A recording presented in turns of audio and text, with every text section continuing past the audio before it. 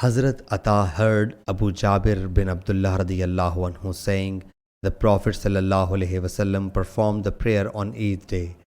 He sallallahu alaihi wasallam commenced with the prayer, then delivered the sermon.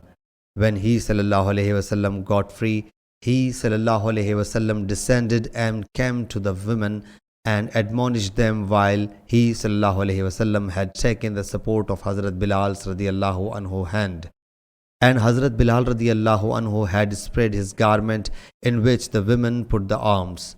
I asked Ata, did they put sadqa, fitr? He said, no, but they were giving some other alms, and they were taking off the rings and putting them in the garment. I asked Ata, what do you think it is necessary for Imam to admonish the women? He said, it is necessary for them. But what has happened to them that they do not do so? Sahih Bukhari, Hadith number 978.